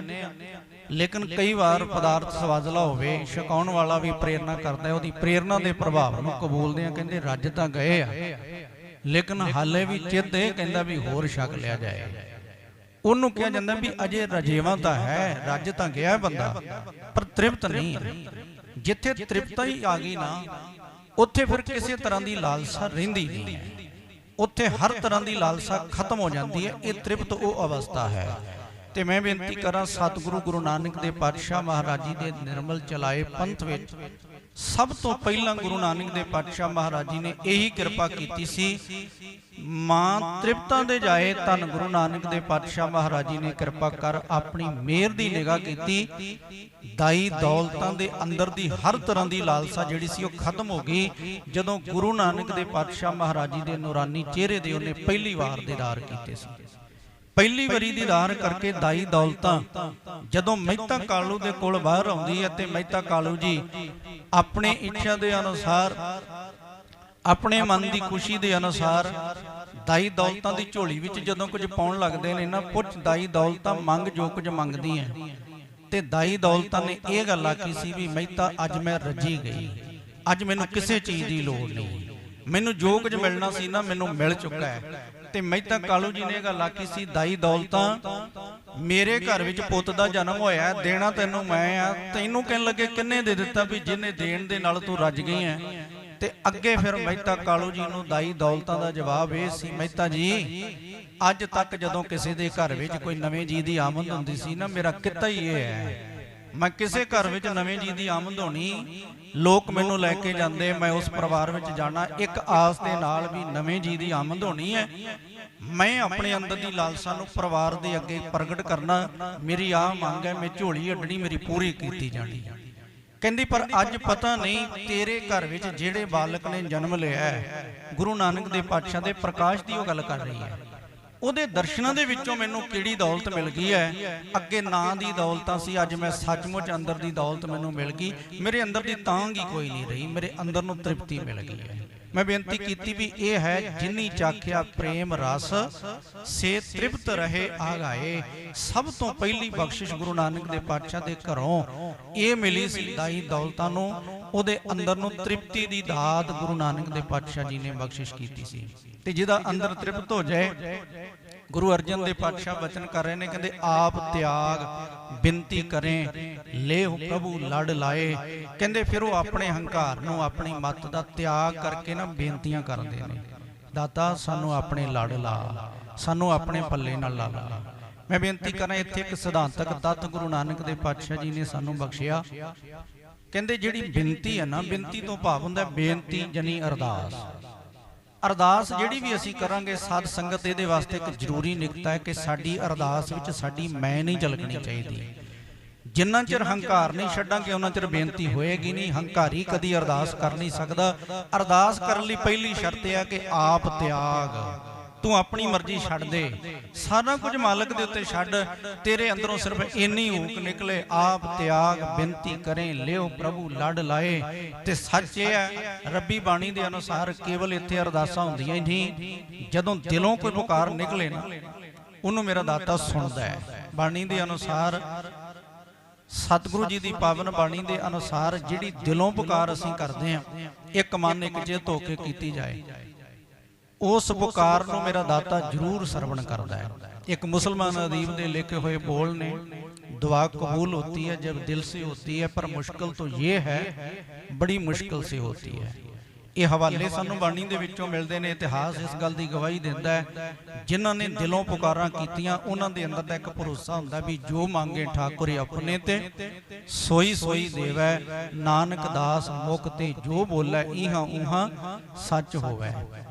जिथे असी साध संगत दुनियावी पदार्थां दीयां अरदासां बेनतियां मालक दे चरनां च करदे हां, उत्थे सतगुरु गुरु अर्जन देव पातशाह ने कृपा कर साडा मार्गदर्शन कीता। सानू एक ये सुनेहा भी दिता है, सिखा कदी तेरे अंदरों ये भी होक निकलनी चाहिए भी सतगुरु सानू अपने चरनी ला, आप त्याग बिनती करें लेहो प्रभु लड़ लाए। ते जिदन मालक सुन ले जिन्हों अपने चरनी ला ले। अगली पंक्ति है भी जो हर कंत मिलाइया से विछड़ कते ना जाए।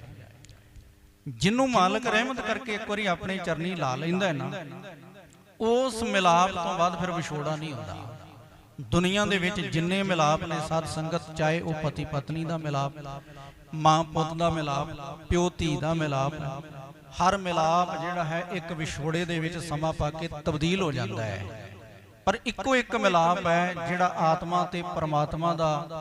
जिदन आत्मा परमात्मा दे विच भेद हो जाती है ना, दुनिया की कोई ताकत इस मिलाप नूं विछोड़े विच नहीं फिर बदल सकती।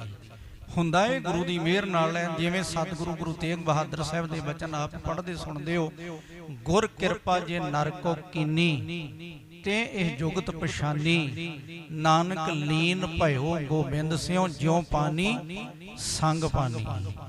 ਔਰ ਜਿਨ੍ਹਾਂ ਜਿਨ੍ਹਾਂ ਨੂੰ ਮਾਲਕ ਨੇ ਰਹਿਮਤ ਕੀਤੀ, ਆਪਣੇ ਚਰਨੀ ਲਾਇਆ, ਚਰਨੀ ਲੱਗਣ ਵਾਲਿਆਂ ਦੇ ਵਿੱਚੋਂ, ਚਰਨੀ ਜਿਨ੍ਹਾਂ ਨੂੰ ਮਾਲਕ ਨੇ ਕਿਰਪਾ ਕਰਕੇ ਆਪਣੀ ਲਾਇਆ, ਉਹਨਾਂ ਦੇ ਵਿੱਚੋਂ ਇੱਕ ਮਿਸਾਲ ਇਤਿਹਾਸ ਦੀ ਆਪ ਸੰਗਤ ਨਾਲ ਸਾਂਝ ਪਾਉਣੀ ਚਾਹੁੰਦਾ। ਬੀਤਾ ਜਿਹੜਾ ਕੱਲ ਦਾ ਦਿਹਾੜਾ ਸਾਧ ਸੰਗਤ ਲੰਘ ਕੇ ਗਿਆ ਨਾ, ਪੰਥ ਦੇ ਅੰਦਰ ਇਸ ਦਿਹਾੜੇ ਨੂੰ ਭੱਟ ਮਿਲਾਪ ਦਿਵਸ ਵਜੋਂ ਜਿਹੜਾ ਹੈ ਸ਼ਰਧਾ ਭਾਵਨਾ ਦੇ ਨਾਲ ਮਿਲਾਇਆ ਗਿਆ। ਰੱਬੀ ਬਾਣੀ ਵਿੱਚ ਧੰਨ ਗੁਰੂ ਗ੍ਰੰਥ ਸਾਹਿਬ ਦੇ ਅੰਦਰ ਸਾਧ ਸੰਗਤ ਜਿਨ੍ਹਾਂ ਬਾਣੀਕਾਰਾਂ ਦੇ ਬਚਨ ਨੇ, ਗੁਰੂ ਸਾਹਿਬਾਨਾਂ ਦੀ ਬਾਣੀ ਹੈ, ਭੱਟ ਸਾਹਿਬਾਨਾਂ ਦੇ ਬਚਨ ਨੇ, ਭਗਤ ਸਾਹਿਬਾਨਾਂ ਦੀ ਬਾਣੀ ਹੈ, ਗੁਰਸਿੱਖਾਂ ਦੀ ਬਾਣੀ ਹੈ। ਇਹਨਾਂ ਬਾਣੀਕਾਰਾਂ ਦੇ ਵਿੱਚੋਂ ਸਾਧ ਸੰਗਤ 11 ਭੱਟ ਸਾਹਿਬਾਨ ਨੇ ਜਿਨ੍ਹਾਂ ਨੇ ਗੁਰੂ ਵਡਿਆਈ ਦੇ ਵਿੱਚ ਬਚਨ ਉਚਾਰਨ ਕੀਤੇ। ਤੇ ਇਤਿਹਾਸ ਇਸ ਗੱਲ ਦੀ ਗਵਾਹੀ ਦਿੰਦਾ ਹੈ ਕਿ ਇਹ ਭੱਟ ਸਾਹਿਬਾਨ ਜਿਨ੍ਹਾਂ ਦਾ ਪਿਛੋਕੜ ਜਿਹੜਾ ਹੈ ਅਜੋਕੇ ਸਮੇਂ ਹਰਿਆਣਾ ਸਟੇਟ ਦੇ ਵਿੱਚ ਕਰਨਾਲ ਦਾ ਜਿਹੜਾ ਇਲਾਕਾ ਹੈ, ਪਹੋਏ ਦਾ ਇਲਾਕਾ ਹੈ, ਇਸ ਇਲਾਕੇ ਦੇ ਨਾਲ ਇਹਨਾਂ ਦਾ ਪਿਛੋਕੜ ਸੰਬੰਧ ਰੱਖਦਾ ਸੀ। ਇਹਨਾਂ ਦੇ ਵੱਡੇ ਵਡੇਰਿਆਂ ਦੇ ਵਿੱਚੋਂ ਭੱਟ ਭਿੱਖਾ ਜੀ ਜਿਨ੍ਹਾਂ ਦੀ ਬਾਣੀ ਗੁਰੂ ਗ੍ਰੰਥ ਸਾਹਿਬ ਵਿੱਚ ਹੈ, ਇਹਨਾਂ ਦੀ ਅਗਵਾਈ ਵਿੱਚ ਭੱਟ ਸਾਹਿਬਾਨ ਰੱਬੀ ਮਾਰਗ ਦੇ ਢੰਡਾਊ ਬਣ ਕੇ ਗੁਰੂ ਦਰਬਾਰ ਦੇ ਵਿੱਚ ਆਏ। ਗੁਰੂ ਅਰਜਨ ਦੇ ਪਾਤਸ਼ਾਹ ਮਹਾਰਾਜ ਜੀ ਨੂੰ ਜਦੋਂ ਗੁਰਤਾ ਗੱਦੀ ਦੀ ਬਖਸ਼ਿਸ਼ ਹੋਈ, ਗੋਇੰਦਵਾਲ ਸਾਹਿਬ ਦੀ ਧਰਤੀ ਤੇ ਇਹਨਾਂ ਦਾ ਪਹਿਲੀ ਵਾਰੀ ਗੁਰੂ ਦੇ ਨਾਲ ਮਿਲਾਪ ਹੋਇਆ।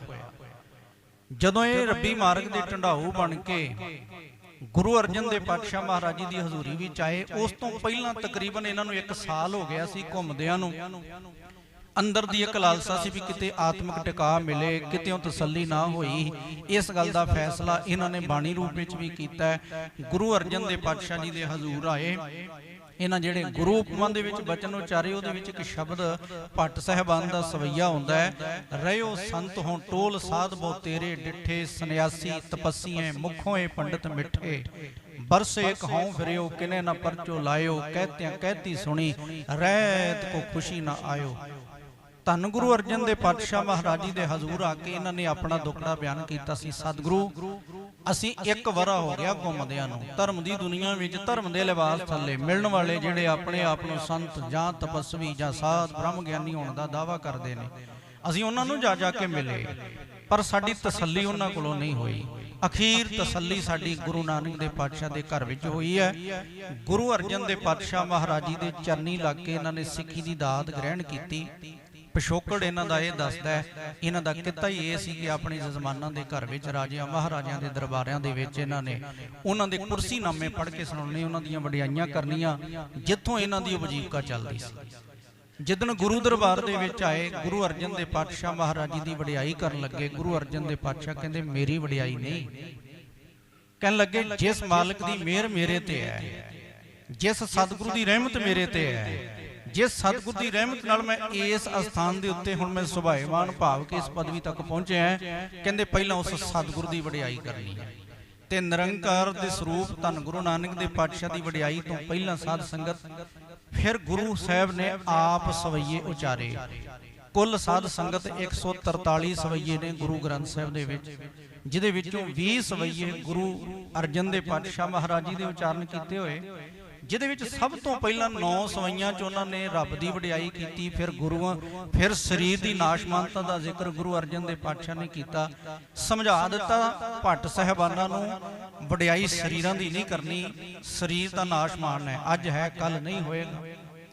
ਜੋਤ ਦੀ ਵਡਿਆਈ ਕਰਨੀ। ਫਿਰ ਗੁਰੂ ਜੋਤ ਦੀ ਵਡਿਆਈ ਵਿੱਚ ਸਾਧ ਸੰਗਤ ਇਹਨਾਂ ਭੱਟਾਂ ਨੇ ਨਾ 123 ਸਵਈਏ ਉਚਾਰਨ ਕੀਤੇ।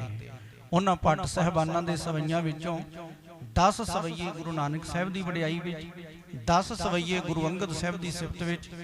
ਇਸ ਤੋਂ ਪਿੱਛੋਂ ਧੰਨ ਗੁਰੂ ਅਮਰਦਾਸ ਜੀ ਦੀ ਸਿਫਤ ਵਿੱਚ 22 ਸਵਈਏ, ਧੰਨ ਗੁਰੂ ਰਾਮਦਾਸ ਜੀ ਦੀ ਸਿਫਤ ਵਿੱਚ 60 ਸਵਈਏ, ਗੁਰੂ ਅਰਜਨ ਦੇ ਪਾਤਸ਼ਾਹ ਮਹਾਰਾਜ ਜੀ ਦੀ ਸਿਫਤ ਵਿੱਚ ਇਹਨਾਂ 21 ਸਵਈਏ ਉਚਾਰਨ ਕੀਤੇ।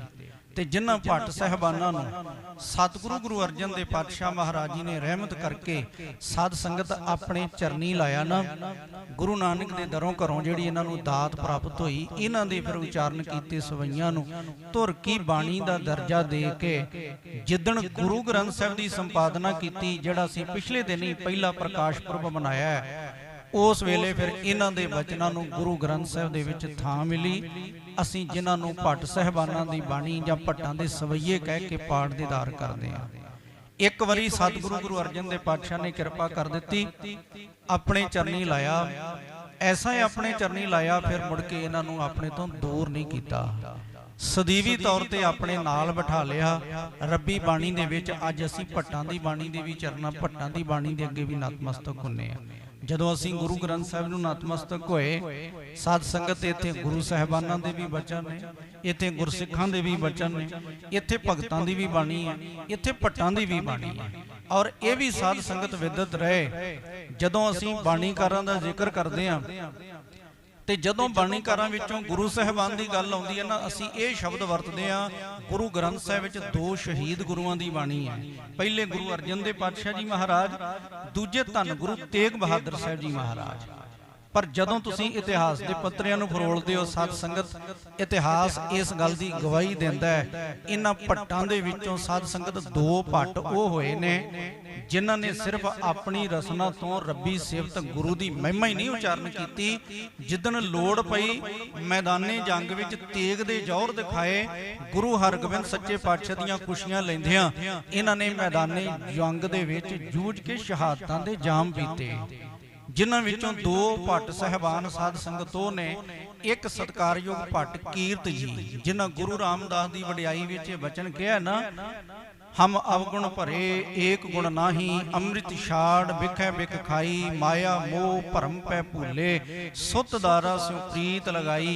एक उत्तम पंथ सुनियो गुर संगत, तेह मिलंत जम त्रास मिटाई। एक अरदास भाट कीरत की गुरु रामदास राखो शरणाई।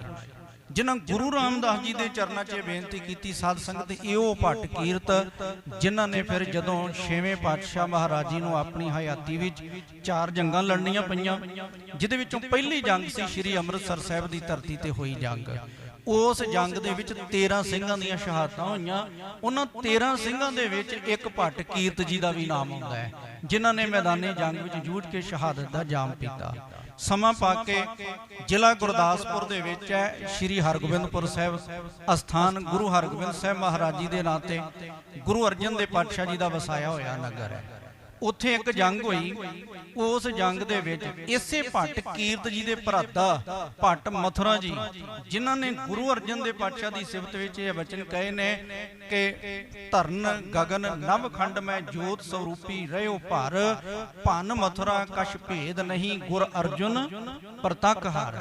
ये भट्ट मथुरा जी ने फिर जिहड़ा सी मीरी पीरी दे मालिक धन गुरु हरगोबिंद साहिब महाराज जी दीआं खुशियां लैंदियां श्री हरगोबिंदपुर साहिब की धरती ते मैदाने जंग जूझदियां शहादतां दा जाम पीता।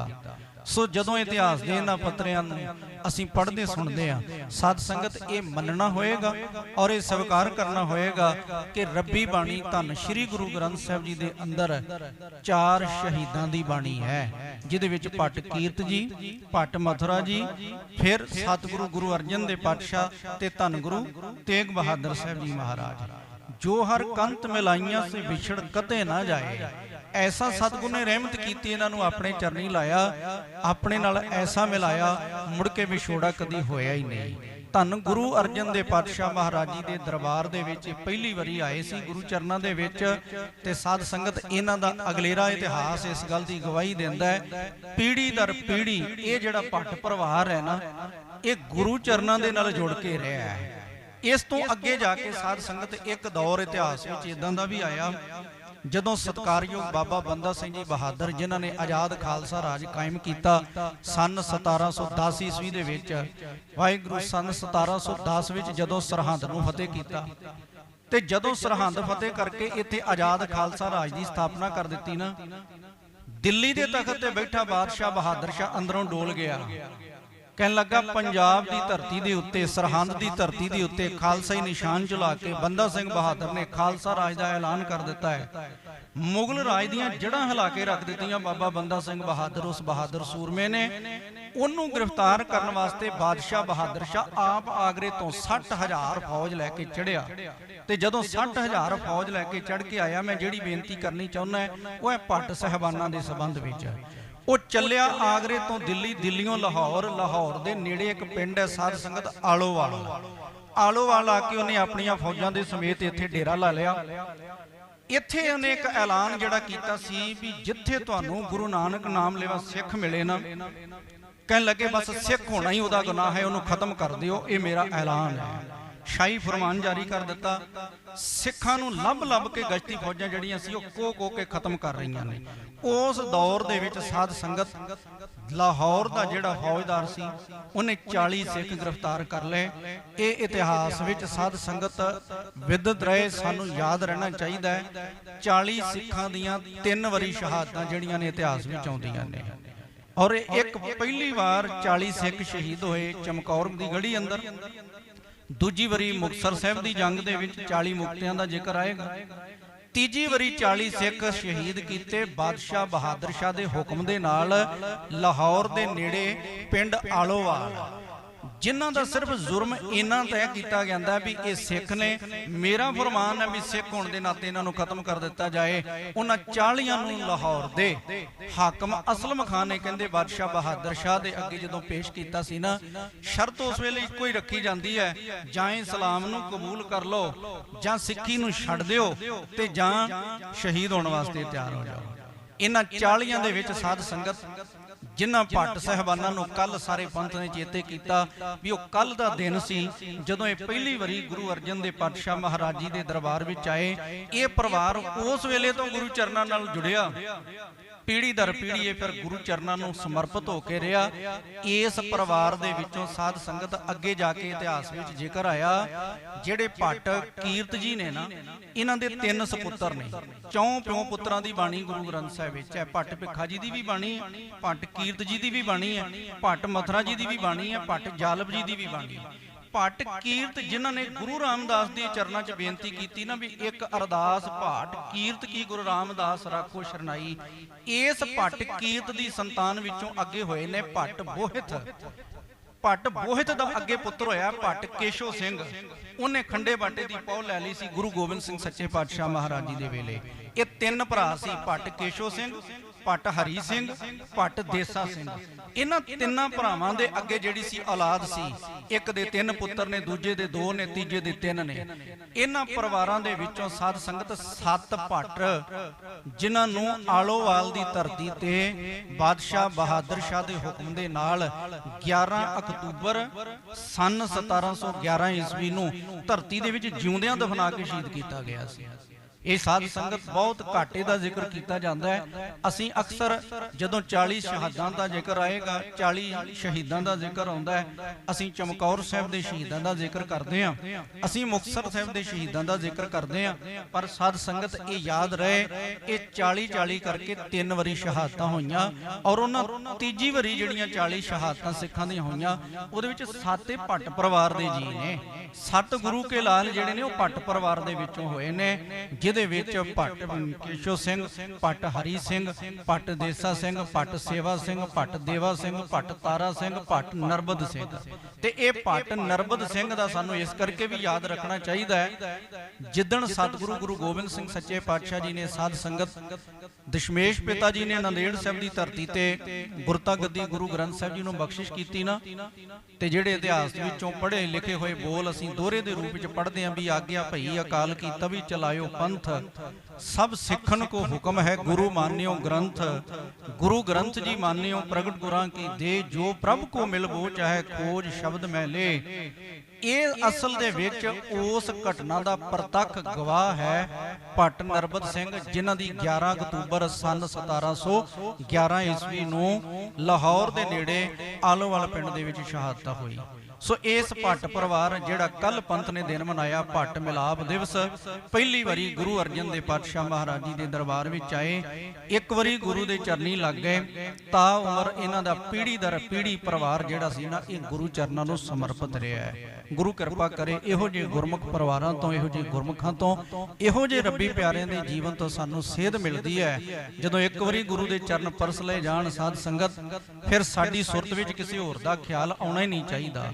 ਦੁਨੀਆ ਜਾਂਦੀ ਹੈ ਤੇ ਜਾਏ, ਸਾਡੇ ਅੰਦਰ ਦਾ ਇੱਕ ਧਾਰਨਾ, ਸਾਡੇ ਅੰਦਰ ਦੀ ਇੱਕ ਨਿਸ਼ਚਾ ਹੋ ਜਾਣਾ ਚਾਹੀਦਾ ਹੈ ਕਿ ਸਹੀ ਕੋਈ ਕੋਏ ਮੰਝ ਨਿਮਾਣੀ ਇੱਕ ਤੂੰ। ਗੁਰੂ ਅਰਜਨ ਦੇਵ ਪਾਤਸ਼ਾਹ ਦੇ ਬਚਨ ਮੈਂ ਬੇਨਤੀ ਕਰ ਰਿਹਾ ਸੀ, ਜੋ ਹਰ ਕੰਤ ਮਿਲਾਈਆ ਸੇ ਵਿਛੜ ਕਤੇ ਨਾ ਜਾਏ।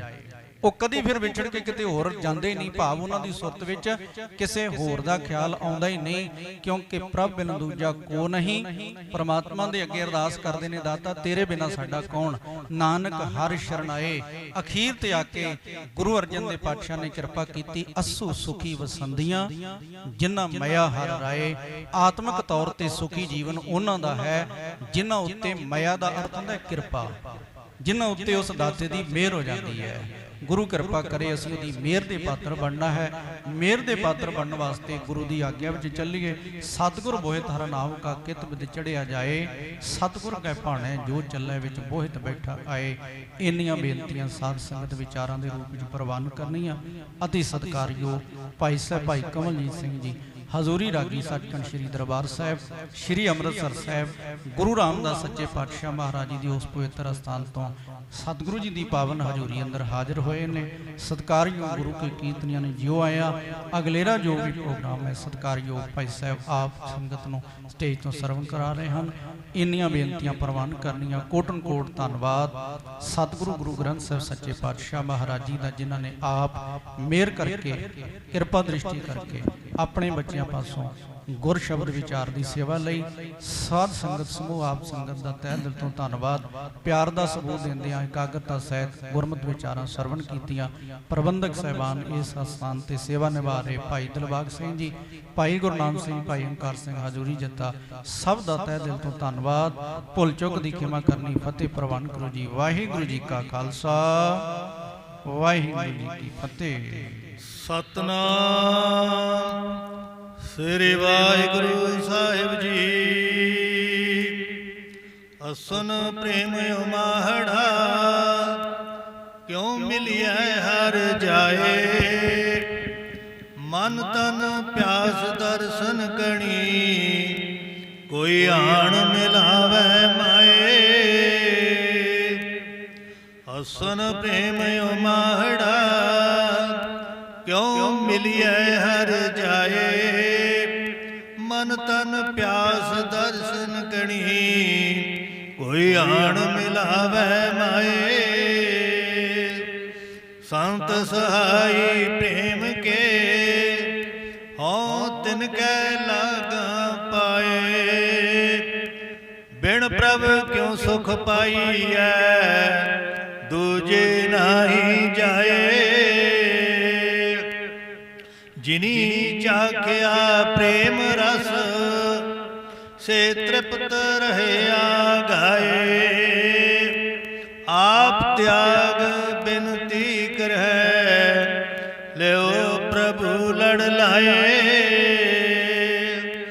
ਜੋ ਹਰ ਕੰਤ ਮਿਲਾਈਆਂ ਸੇ ਵਿਛੜ ਕਤਹਿ ਨਾ ਜਾਏ। ਪ੍ਰਭਣ ਦੂਜਾ ਕੋ ਨਹੀਂ ਨਾਨਕ ਹਰ ਸਰਣਾਏ। ਅਸੂ ਸੁਖੀ ਬਸੰਦੀਆਂ ਜਿਨ੍ਹਾਂ ਮੈਂ ਹਰ ਰਾਏ। ਪ੍ਰਭ ਬਿਨ ਦੂਜਾ ਕੋ ਨਹੀਂ ਨਾਨਕ ਹਰ ਸਰਣਾਏ। ਅਸੂ ਸੁਖੀ ਬਸੰਦੀਆਂ ਜਿਨ੍ਹਾਂ ਮੈਂ ਹਰ ਰਾਏ। ਵਾਹਿਗੁਰੂ ਜੀ ਕਾ ਖਾਲਸਾ, ਵਾਹਿਗੁਰੂ ਜੀ ਕੀ ਫਤਿਹ।